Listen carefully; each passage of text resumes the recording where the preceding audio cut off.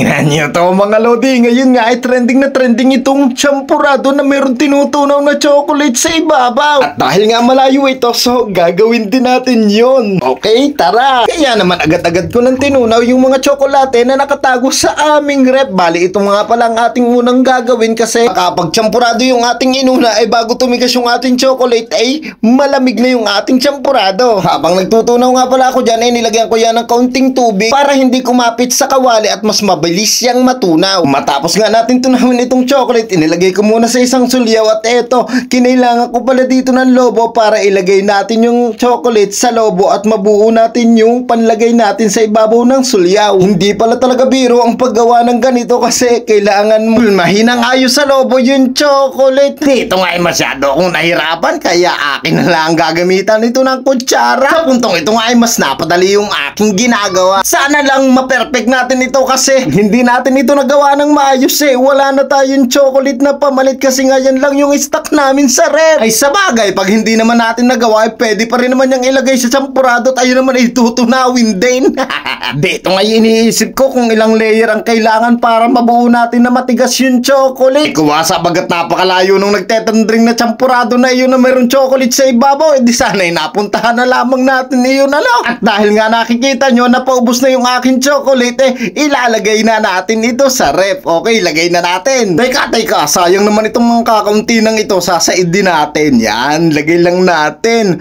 Ayan, sana magawa natin yun. Lagay ko muna to sa ref mga lodi ha. Ay sa freezer pala para madaling tumigas. Nang may lagay ko na sa freezer, eto, lulutuin ko na yung gagawin natin champurado. Bali baho nga lang pala nilagay ko dyan ano, para mas madaling itong maluto. At saka nasanay na ako kay inay dati nung mga bata kami eh, laging bahaw yung ginagawa na niyang champurado at masarap din naman ito. Nung kumukulo na nga yung tubig, inilagay ko na yung ating kokwa. Kasi pag malamig nating inilagay yung kokwa ay siya ay siguradong magbubuo ito. Okay, halu-haluin lang natin ito. Bali mga lodi, kaunting asukal nga pala lang ang ilalagay ko dito kasi lalagyan pa natin ng chocolate. Nilagyan ko rin nga pala ito ng condensed na gatas para mas lalong masarap. Yan!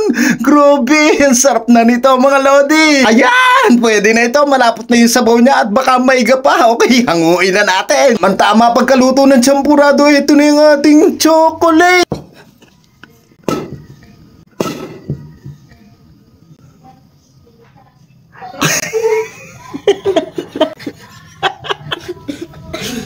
Ano ba yan?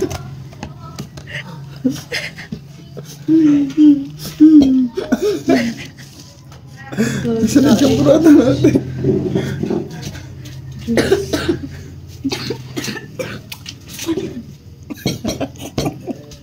Okay lang yan siguro mga lodi. Mga lodi, chocolate natin. Kayo.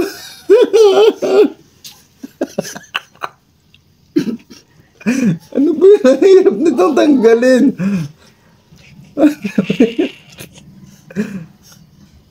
Kutsarahin na lang natin. Ba't ganun? Hindi siya tumigas ng ayos. Ito yata ay kuha na eh, 12 hours. Kasi inintay ko nga tumigas. Siguro kasi nalagyan ko ng tubig to. Eh pag hindi naman nilagyan na pagkit siya sa kawali. Ano ba yan? Kainin na rin natin kasi pati lobo. Oh.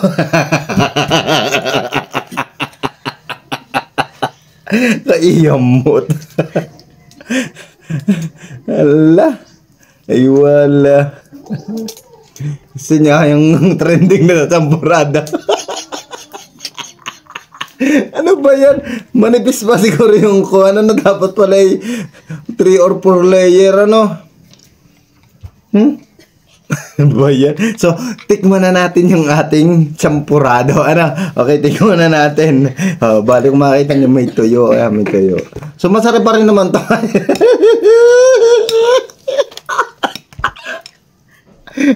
Tuloy na natin to. Champurado din naman to. Oh, yan. Nalagay ko na yung chocolate. Tapos ito ba? Sa may mga gusto ng lobo, ito may chocolate. Okay. So, titikman ko muna kung masarap.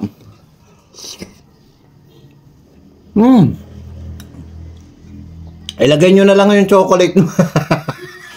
Malayo kasi tayo dun sa trending na champurado sa Antipolo. Ano ba yan? Nagkait na yung chocolate.